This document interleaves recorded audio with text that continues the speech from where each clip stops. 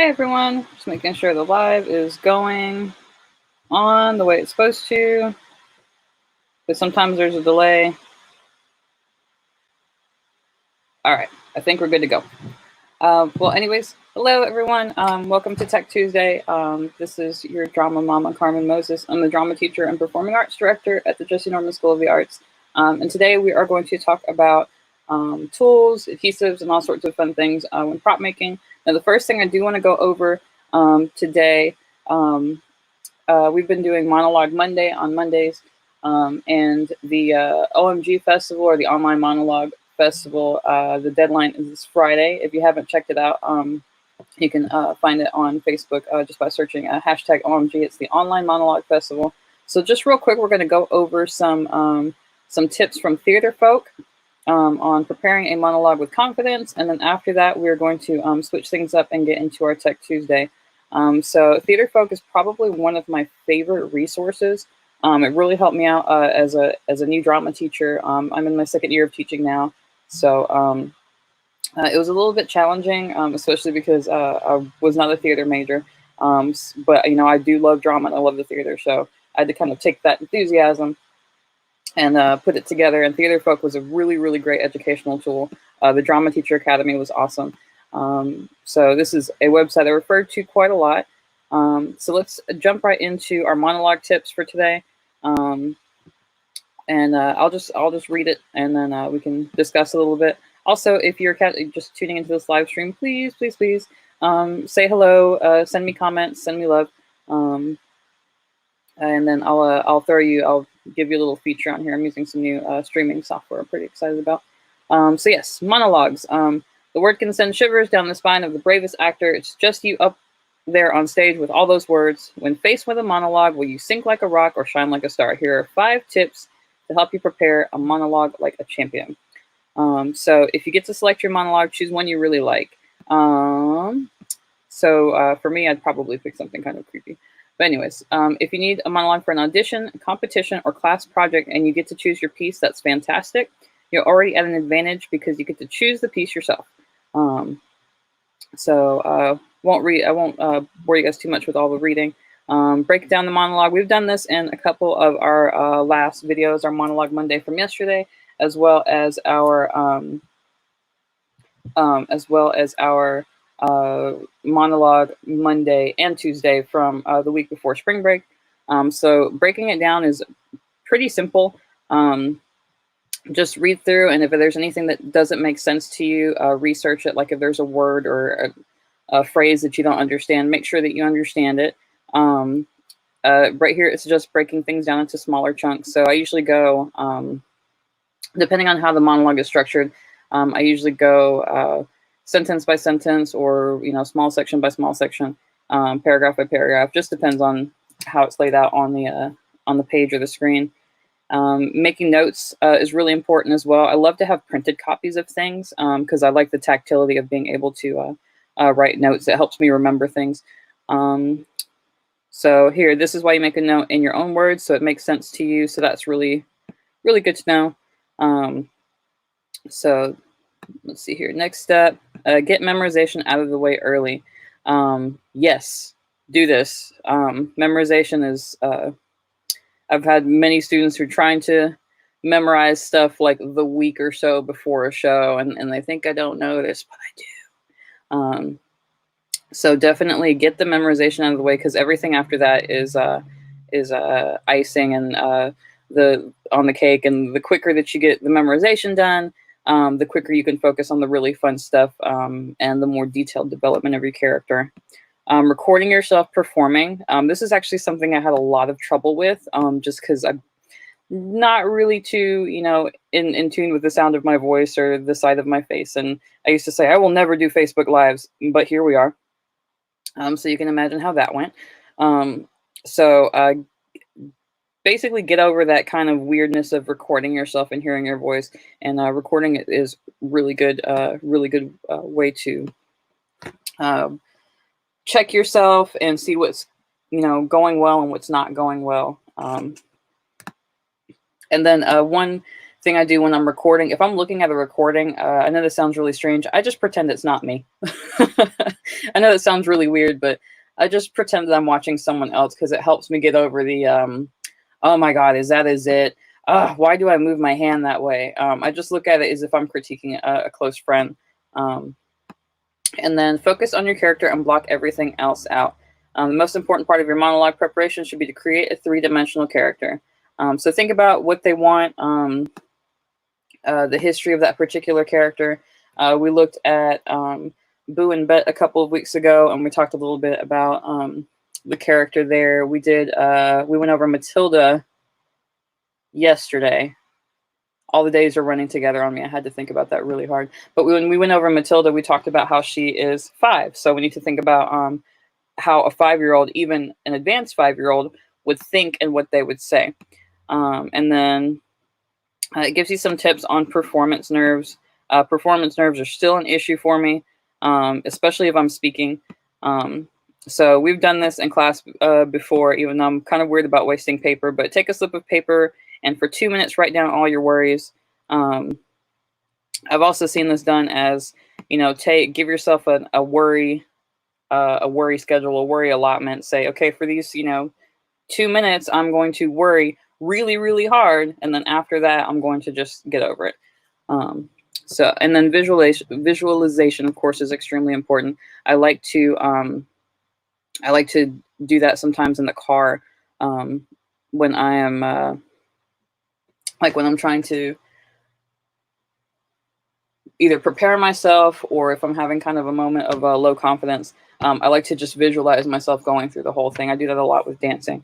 So those are our tips for our monologues. So again, if you want to check out the online monologue festival and you need some tips, Theater Folk is a really, really good resource. So we'll go ahead and take that down. And now we are going to talk about tools and adhesives. So how do we stick things together is the question. So there are many, many, many ways to stick things together. And some are better than others. And hopefully we'll be doing a much longer course on, or not necessarily a longer course, but a more detailed course on adhesives later on. But there are several different kinds, and it just depends on the job that you're doing. So first we're going to talk about tape, tape, tape, tape, tape, tape, tape, more tape, more tape, more tape, more tape, more tape. Okay, so the first thing we're going to talk about is tape. Tape is a really quick way to put things together. It's also a good last-ditch effort, and there are many different kinds of tape. You've got your standard duct tape, which is pretty strong. I don't really know what else to say about it, besides the fact that it comes in awesome colors. So that usually tends to drive me towards duct tape. So duct tape is good. It's a really good multi-purpose tape. I can't really think of anything I wouldn't specifically use it for, except maybe like repairing something where you would need to see, or you wouldn't want to see the seam. So duct tape is a good standard tape. And then you have your clear tape, of course. Again, these are kind of general purpose for me. There are some things I don't interchange tapes for, but those are more like visual art type things. I've got some floral tape here. Floral tape is really interesting because if you were just to unravel it, it's not sticky. It sticks when you pull it. So when you start pulling it, you can actually feel it get stickier in the adhesive. Gross. So the floral tape is good for when you are putting together flower arrangements, things like that, just for little tiny things. So we will be using this when we work on our Beauty and the Beast rose. So that was in that container. I have electrical tape here. I very rarely use electrical tape. I don't use it super often, but again, it's pretty multi-purpose. And then masking tape is probably the best for anything that you want to paint, or anything that you want to basically mask, so that you don't get paint or any other kind of thing on there. So let's say if you're painting like a mirror or something like that for a set piece, but you only want to paint the frame of the mirror, but you can't take the mirror out of the frame. So masking tape would be a good way to to protect your mirror, probably in conjunction with like newspaper or something else. So love me some masking tape. And then you have Scotch tape. I don't use Scotch tape for a whole lot. I use it for some crafting sometimes, just like little fun throwaway craft projects with my kid. So not super useful as far as attaching things in theater. I mean, and again, this is not a be all end all. So if you have a differing opinion, please let me know. Let me know what I can use this for. One thing I do like to use Scotch tape for, though, because it's not as super sticky as some of the other tapes, I like to use it when I'm doing my makeup. If I want to get a perfect line, you stick the tape to yourself, you put your powder on, you rip the tape off, you have a perfect line. So that's a good theatrical use of the regular Scotch tape. So we're gonna put our tapes away for just a moment. I have a huge mess to clean up later, but it's okay. I'll just put it off camera. So now let's talk about glue. Glue, glue, glue, glue, glue, glue. Some kind of glue. Glue, more glue. Glue, believe it or not. So yes, lots and lots and lots and lots of different types of glue. I'm only going to kind of just cover what I have in my house and what I use on a regular basis. So we'll start one thing at a time. Glue stick. Glue stick is pretty much, I only use this for paper. I haven't gotten into the cosmetic uses of glue stick yet, because I've seen that you can kind of change the shape of your face. Like if you want to put your eyebrows up higher, or you're doing like a villain and you need some crazy stuff going on. I've seen people use glue stick, but I haven't used it myself yet. So if you have, let me know. And let me know how that works. I've seen some tutorials, but I'm still a little scared to try it. And especially because I have super black thick eyebrows. So I feel like putting these down would be really hard. So there are cosmetic uses, but mostly I just use glue stick for paper, and collages and such, and little craft projects. And now we have the school standard Elmer's glue. And I don't know why this is amusing me, but look at how cute this little bottle is. Okay, I'm gonna stop looking at the bottle because it's too precious. So with school glue, it's got a lot of uses actually. Now that I'm thinking about it, I was just like, what do I use school glue for? You can mix it with water for paper mache. Paper mache is a big part of our theatrical practice, because with some chicken wire and some paper mache, you can make a lot of different shapes. You can make rocks.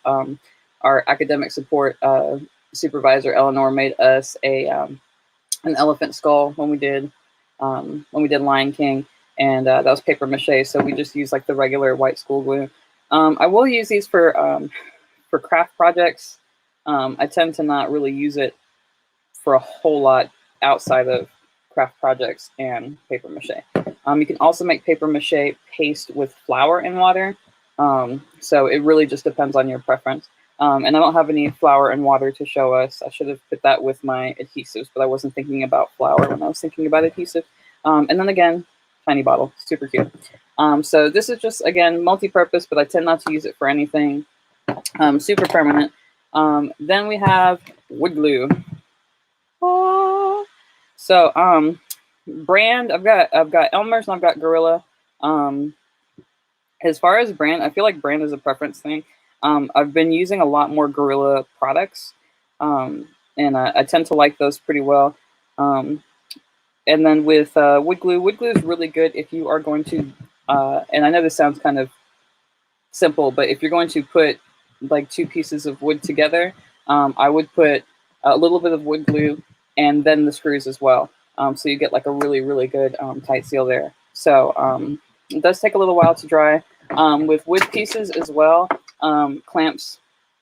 I love me a good clamp, because I'm one of those people that's constantly like knocking things over and I'm super clumsy. So I usually, if I have two pieces of wood, I will put the wood glue and then clamp them together. And as far as waiting period, let's see what this recommends. I usually leave things overnight if I'm going to glue them together, honestly. Let's see here. Join and clamp for 20 to 30 minutes. Allow bond to dry up to 24 hours. So 24 hours overnight. I try to leave it as long as possible, but I get really impatient. And then of course we have rubber cement. Again, I pretty much only use this for paper. and for collage. Let's see what, excellent for mounting photos, easily removable bond. So yeah, I can't really think of anything else I'd want to use rubber cement for, except for like I said, mounting a photo or or doing some kind of collage. There's also linen tape. I don't have linen tape in my hand right now. I think there's some in my backpack, but linen tape is also really good if you're mounting and matting photos. But that is another class entirely. So let's see what else we have here. I have this tacky glue. This kind of just sits in my drawer. I haven't really used it. This is again good for it's a crafty glue. I tend not to use anything like this on anything that I'm going to really put through the ringer. But still not bad. If you have any recommended uses for any of the stuff we're talking about, please let me know. I love learning new things. If not, it's probably just going to sit in my drawer. Let's see here. And then we have, I found this in my drawers too. It's marine adhesive sealant. We've used it before to like, to seal, but it says adhesive on it. So I wonder if there's any like novel uses for this. So I'll have to check it out. There are some, there's so many different things that you can just use, like not for their intended use, and do some really cool stuff with. I had a friend use that spray foam to create this really nightmarish sculpture. It's really awesome. So I'll have to look into that one a little bit more. Let's see here. There's also 2-part epoxy adhesive. I have only ever used it for ceramics or something that I need a pretty permanent bond on. And I don't run into that very often. So it's something that I have in the studio somewhere, but I just don't use it. Then what we have been using for our rhinestoning is the Gorilla Glue equivalent of E6000. E6000 is probably my go-to. I only got this because it was the only thing I could find at the grocery store that day, but I have really, really enjoyed using the Gorilla brand. It smells a little bit better, maybe, but with any adhesives that have a strong odor like this or rubber cement, definitely make sure you're giving yourself enough breathing space, using a mask if necessary, or making sure that, especially making sure that you're in a nice open area. I tend to ignore that sometimes and work in my studio and I'll get sick. So make sure you're well ventilated if you're going to use the E6000. And this is really good for any material. It dries fairly quickly. Let me see what their recommendation is. Minimum of 24 hours for full cure. I found that it actually like dries pretty, like it's like acrylic paint. It's just like I gotta work a little quickly, but it's still pretty forgiving. I use this for fabric as well as honestly any little thing that that I need to glue. I've been relying on this more and more often, but usually this is what I use for costuming. And then I think, let's see here. All right, we're gonna go to the glue gun. So glue guns are pretty cheap. You can get a nice high temp, and by nice I mean acceptable, high temp glue gun at just about any craft store or Walmart or any place like that, and they're about $4 or $5. And I don't know if they even make them without the trigger anymore, but there's some that don't have the trigger on them, so it just kind of oozes out as you push the new glue stick in. I'd rather have the trigger on it. So this is like a nice, like I said, pretty nice, only about $3 or $4. And then this is my glue gun, which nobody's allowed to use my glue gun. If I bring my glue gun to class, I'm like, no, that's my glue gun. So this is mine. This one was about $15. And for me, that's a splurge on a glue gun. So this one's pretty good. It's got a nice trigger on it. And the thing that I like the most about it, if you can see that, is it has a super, super fine tip on it, so that I can create designs. So you can use glue guns not just for bonding, but for actually designing, because it creates a nice elevated sort of raised texture to it. So you could easily create a mask or something like that with some tulle and a glue gun, or with fabric paint. Which now that I'm talking about that, I really want to do that. So that might be a future video. of us doing different things with a glue gun. Also, in a pinch for a costume disaster, you always want to have your glue gun backstage. It's not the best, but if you need to put something together quickly, um, glue guns have saved me in many, many occasions. Now, of course, cautionary stuff with the glue gun. It's hot. It will hurt you badly. I've gotten glue gun burns before, and they are awful. And they blister, and it's so. Definitely be careful with your glue gun. I actually worked in the kitchen for about 5 years, so I kind of lost my heat sensitivity on my fingers. So I'm a little bit better with a glue gun now. But if you haven't been working in a kitchen and you don't have the heat sensitivity, please, please, please be careful with your hot glue gun. And then hot glue sticks, as you can see, just poking out the back there. I usually get these 100 packs of the mini glue sticks. There are other glue guns that have different shaped glue sticks, but I like the mini guns just because they're portable and they're easy to find all the stuff for. They also have colored glue sticks, which I haven't gotten a chance to play around with those yet. But this is what's called a thermoplastic adhesive. So basically, I mean, if you look at it, it's just plastic. So the colored ones are really cool because, again, you can use them to design and to create sort of raised patterns on things. But if you're just sticking stuff together, the clear stuff is usually what I go for. And there are some that are like a little bit white or yellow looking. Doesn't really make too much of a difference. As far as odor, there's not really a smell. You might get a little bit of a burning smell, but not bad. All right, so that is our glue gun. And then kind of some unconventional ways to stick things depending on what you are trying to accomplish. Magnets. I know it's not like an adhesive because adhesives, we're talking about adhesive substance, but for quick change, if you want to have like a cape that sticks together and comes off, or if you need to change elements on a costume very quickly, magnets are really awesome, especially if you don't need a super strong hold on them. So something that just needs to fall off, magnets are good. In another class, when we're talking more about costume building, we'll talk about snaps and magnets with a little bit more detail. But we're not going to get into that too much today because we are talking about kind of general purpose adhesive. We're not really talking about clothing or costuming today. And then these little kind of adhesive squares that you can get, again, like at the grocery store, they'll sell these with tapes and glues and stuff like that. I kind of don't know how I feel about these, but they are good. Like if I'm going to, if I'm making like a set that looks like a classroom, I want to put up a poster, but I don't want to put anything up permanently, or I don't want to use a staple gun. These can come in handy. So that is our adhesive talk for today. We're going to go into a little bit more detail later. And the next thing that we're going to do, I'm going to take a quick break here. And then when I come back, we are going to work on this guy a little bit more. Our plague mask that we've been working on for a couple classes now. Because I found some really cool stuff. I want to incorporate it into it, and we'll talk more about the tools in just a second. So I will be right back.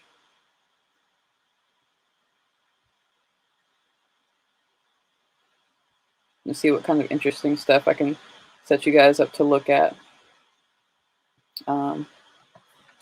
Actually, we'll go to the Monologue Festival website so you guys can look at that. Let's see here.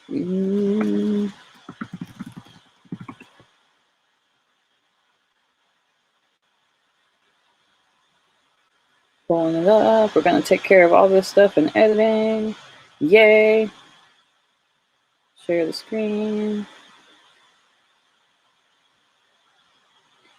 Share the screen. There we go. All right. So while I'm taking a break, I will leave you guys here to take a look at the Online Monologue Festival a little bit more in depth, and I will leave it right there on the about. So I think by the time you guys are done reading this, I will be back. So give me just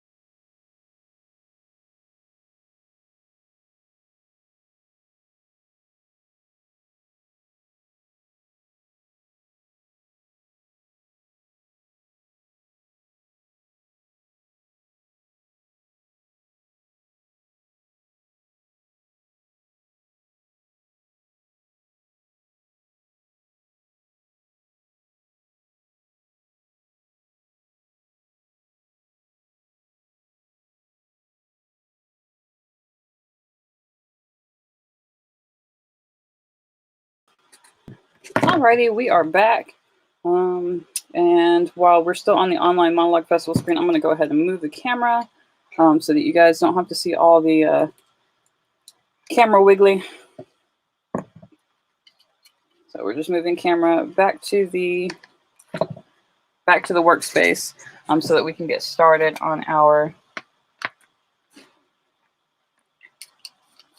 mask again. And one day I'm going to get so good at all of this streaming stuff that there's going to be multiple cameras. So I won't have to physically unscrew and move my camera every time. I have an armature that holds it up over my workspace. And then I have another small tripod that I use for whenever we need to see my face.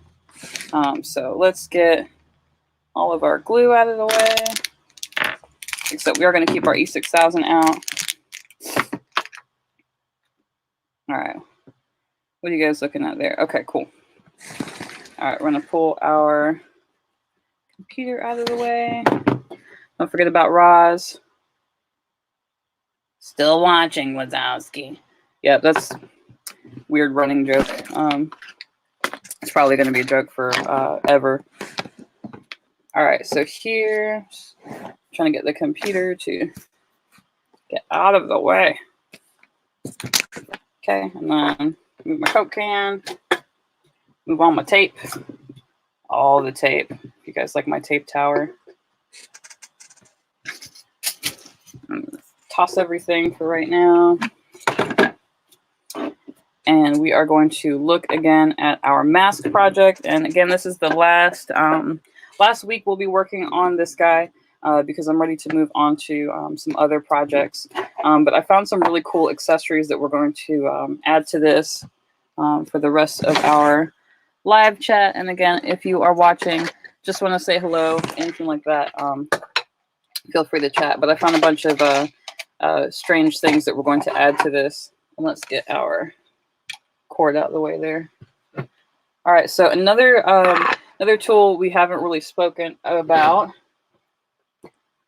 is the Dremel, the small little drills. These are my favorite tools because they're so versatile and there's so many things that you can do with them. So we are actually going to be drilling a hole into this mask. And I'll tell you guys why in just a little bit because I'm really excited about it. So we want to get the battery on here real quick. I've also got a corded Dremel I use for when I forget to charge the battery, which is, I don't know about you guys, but I'm really, really bad about forgetting to charge batteries. So we may just use the corded one today. Got this one. This is a corded Dremel. It's a little bit heavier, a little bit more heavy duty.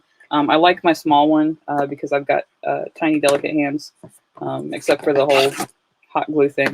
But I have smaller hands, so I like to use the other one instead. Get the battery off the charger here, and we'll see if it's charged. If you want to take bets on if it's charged or not, I won't be offended. We'll look at some of the Dremel accessories here too. Also got some wood burning tools that we might play with later.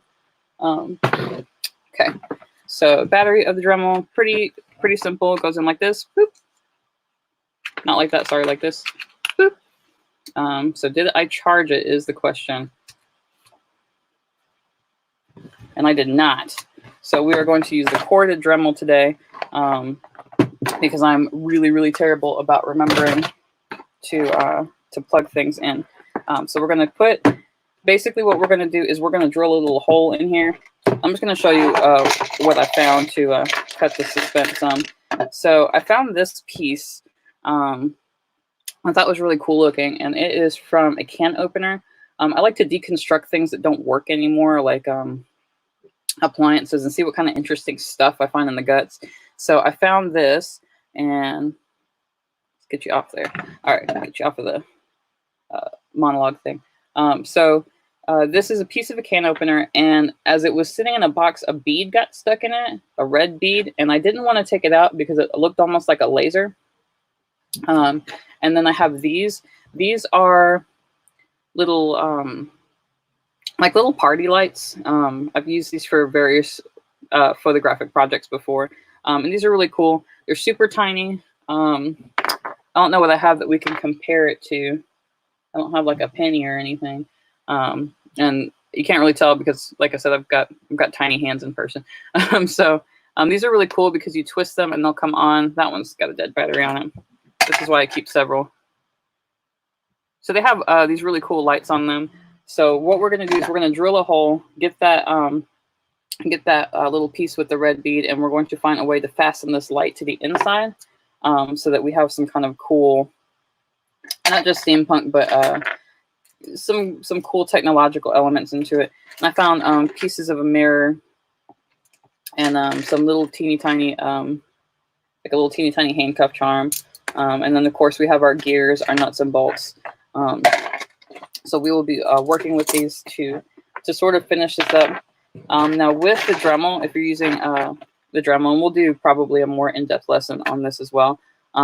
So with the Dremel, there's lots of accessories. There's little things to sand, metal cutting discs. I don't really use a whole lot out of the Dremel kit, and which is kind of sad because it's so versatile and so capable. But I usually just use it to drill small holes in things, like if I'm making jewelry or anything like that. So that's all we're really going to do today is just get a small hole in there, and then we're going to attach that. We're going to attach this piece to it afterwards. So let me see here. Do I got the right one? Yeah, I think I do. Okay. Make sure I have everything. I'm trying to see if there's anything interesting in this kit. I think it's all about the same stuff, but I like to use the sanders as well. And again, we'll do a more in-depth lesson on Dremel use later on. So to get your end in your Dremel, just toss it in there. Again, I'm not going to get super instructional. I'm saying that mostly as a reminder to myself because I'm really bad about going off on tangents. And then we've got it locked in place. Very nice. And then it helps if it's plugged in as well. I'm one of those people that forgets to plug things in, which is why I'm glad that we have editing, because we can edit me not plugging in my Dremel.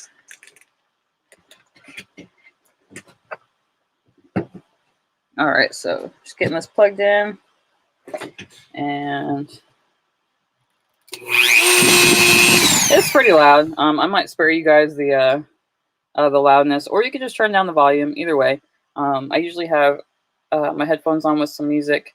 I don't usually do music during my videos just because of all sorts of copyright craziness. So I usually just kind of keep it in my ear. So if you're listening to something interesting, let me know.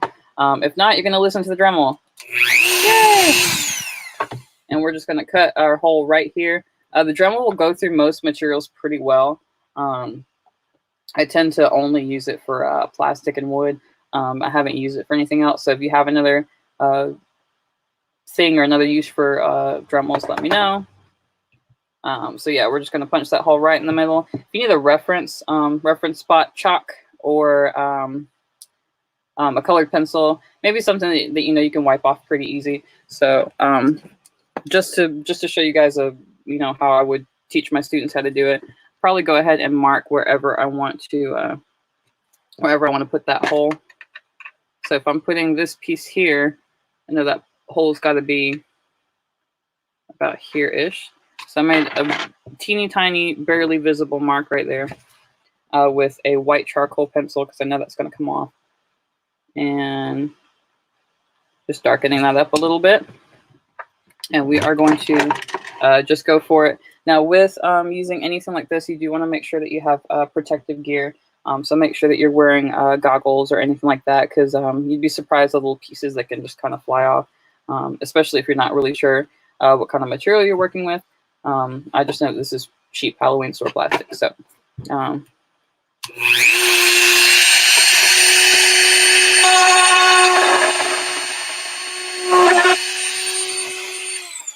and that was pretty much it. Just gonna clean the hole a little bit. Might go through it one more time to get some of that excess plastic out.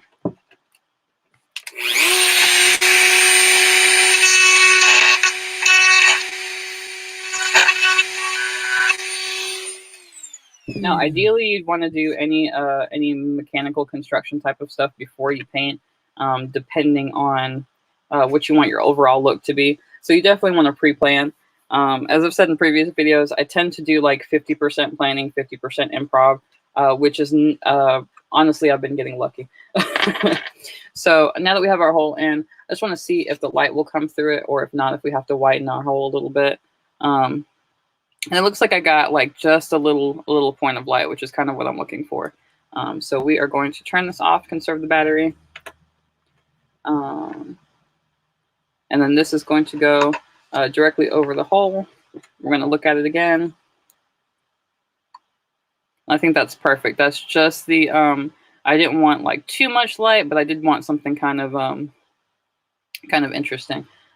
So we're going to take that light off, and we are going to go ahead and glue our weird little mechanical piece on, and then go from there. And then again, we're going to put that light in the back. There are lots of cool, cheap little lights that you can use for various projects.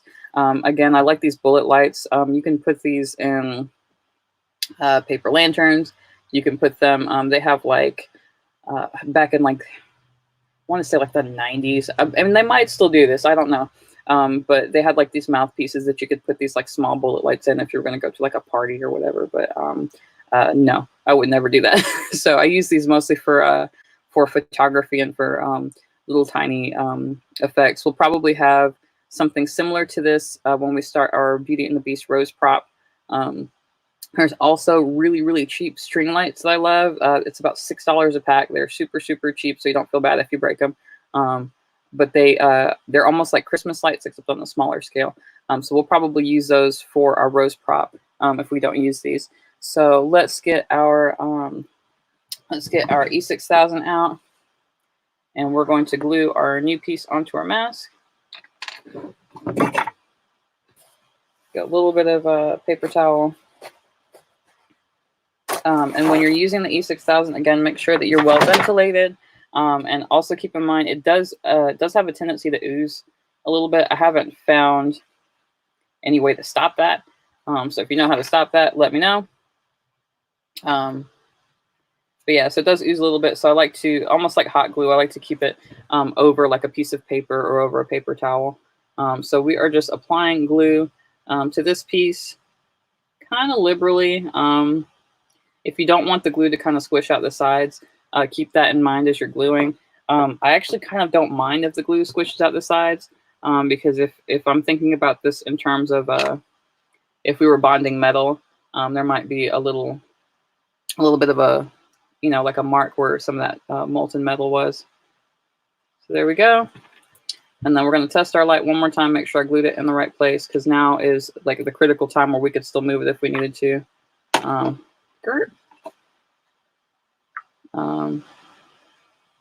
And again, not bad. So I'm getting just the right amount of light shining through that piece. Okay. I was trying to be clever and like turn it on with one hand, but it wasn't working. Oh, it's working now. So if you're just joining us, we are enhancing our crazy tech steampunk mask that we've been working on for about a week now. So that's where we are so far.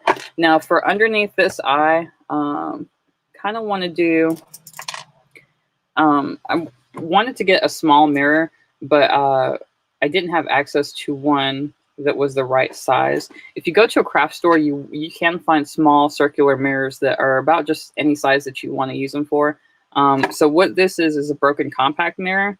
I promise I'm not a hoarder, but I do tend to keep things if I see a use for them, especially if I see an immediate use for them like this.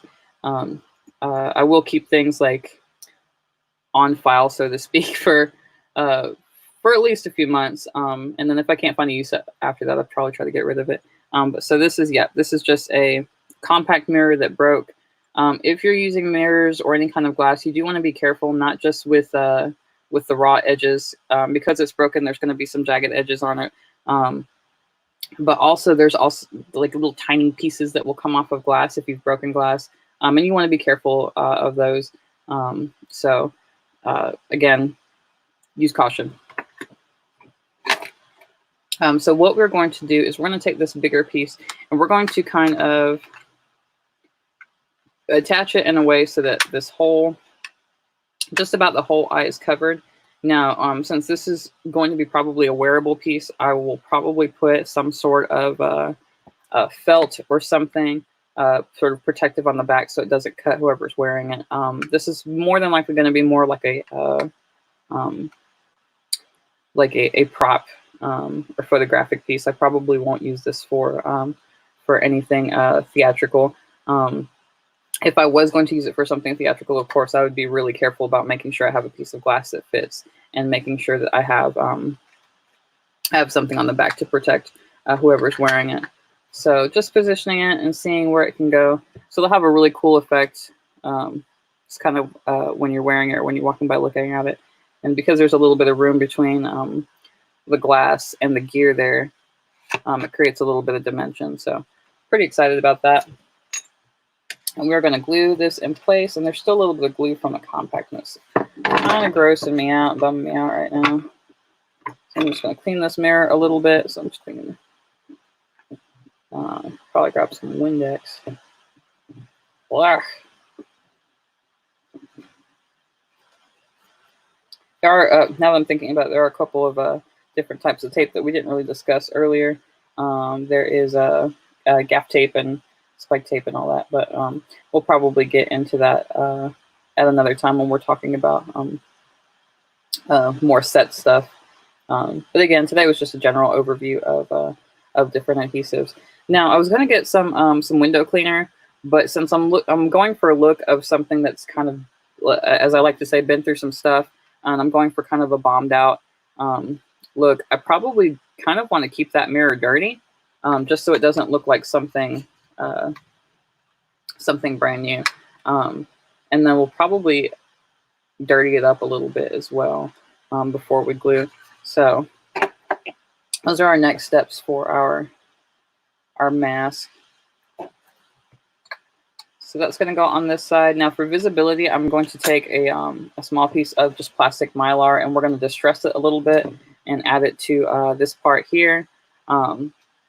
So again, those are the next steps. I just wanted to show you guys some of the interesting direction that we're planning on going with this, including the light and getting that strange little front piece on.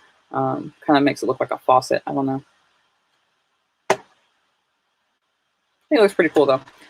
So yes, and then we are going to try to finish this guy up tomorrow for work at Wednesday. And again, I think that'll be the last of this. So hopefully we'll get it done. If not, I will get it done off camera or off live and then show you guys a video of the process.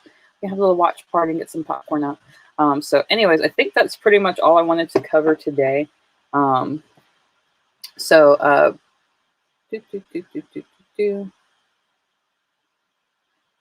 Take a second real quick just to show you guys some of the other stuff we've got going on. I really just want to dig into this mask and finish it now. It's almost time for the next class, so I don't want to keep you guys.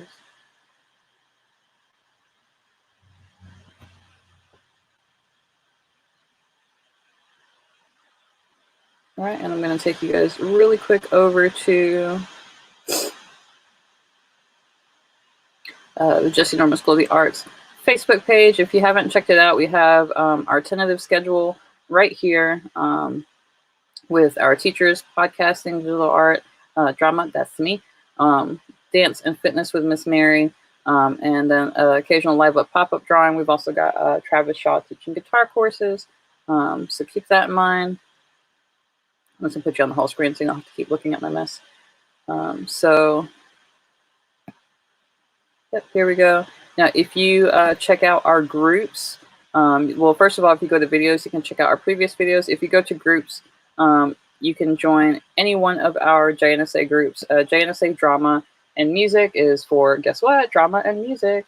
We've got podcasting, dance, digital arts, and art down here. And then, of course, our academic support. So if you're having any issues with your distance learning, please let our people help your people.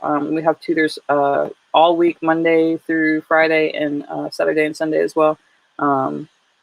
So we have all of these wonderful people waiting to help you guys with your distance learning if you have any issues with that. Hope you like the graphics. I thought it was cute. But yeah, so that's it. So definitely check us out at our page, and we should have some more content coming up soon. And just because I really like to play with these little banners, yep, you like it, don't you? I like it. Then if you want to join our drama group, facebook.com/group/JNSA drama, where we will be having discussions about all sorts of things and fun things, fun posts, fun information. So if you're looking for more specific content about drama or any of our other groups, or any of our other subjects, you can join our groups. And our academic help Facebook group is right there, facebook.com/group/JNSA Academy. So if you're having any issues with your distance learning, let us help you. And just because, again, I really like playing with the streaming software, there's our website, jessenormanschool.org. And I meant to use this one while we were talking about tools and adhesives. So just if you're watching now and you're going to rewatch the video, make sure you use caution for your tools and adhesives. Again, I'm going to get so much better at the streaming thing, but for now, there's editing. So anyways, I hope you guys enjoy the rest of your Tuesday and enjoy the next class, which will be dancing with Mary. So get your sweat on while you are in isolation and social distancing. But anyways, you guys have a great day, and I will see you tomorrow. Bye.